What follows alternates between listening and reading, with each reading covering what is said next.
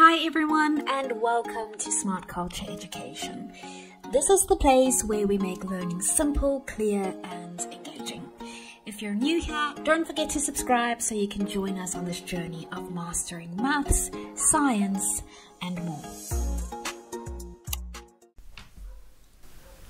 In hierdie eksperiment gaan ons Boyle se wet demonstreer en bewys.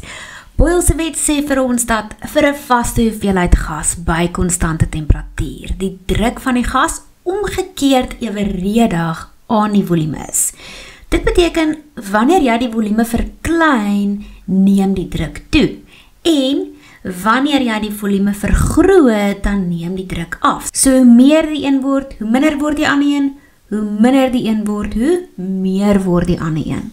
Vir hierdie eksperiment het jy 'n inspuiting en 'n klein ballon nodig.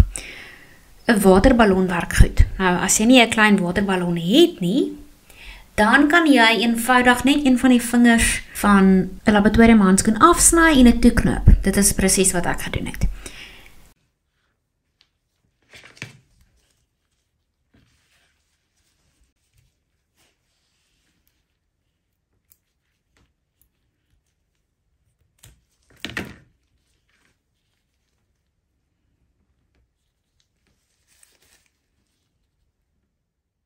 So dan plaas jy die ballon of die stukkie van die handskoen binne in die inspuiting sodat dit heeltemal tot onder gaan by die opening. Dan plaas jy die agterkant van die inspuiting op en bedek die opening van die inspuiting voor met jou vinger sodat dit 'n geslote stelsel is, wat beteken geen lug kan nou in of uit beweeg nie. Kyk nou wat gebeur as ons die volume minder maak. Kyk nou wat gebeur as ek die inspuiting begin druk. Die volume binne die inspuiting neem af. Dit word al hoe minder en minder. En die druk van die vasgevange lug neem toe. So die druk word meer en die volume word minder. Jy kan sien hoe die klein ballon begin krimp.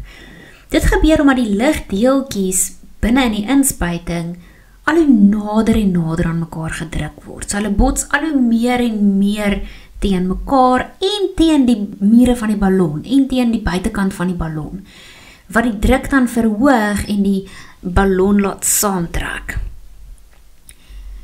Nou gaan ek my vinger wegvat van die opening van die inspuiting en dan sal jy sien die ballon keer weer terug na normaal toe.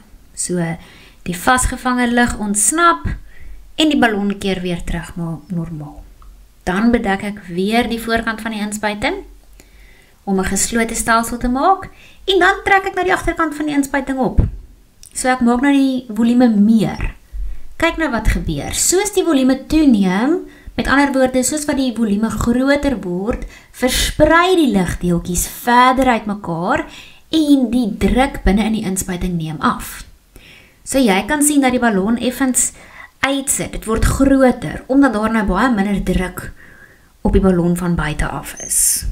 En as ek nou weer my vinger wegbeweeg van die opening af, dan word die lugdruk binne en buite die inspuiting gelyk en die ballon keer weer terug na sy normale grootte. So hierdie eenvoudige eksperiment wys vir ons presies hoe Boyle se wet werk. Wanneer volume afneem, neem druk toe en wanneer volume toeneem, dan neem die druk af.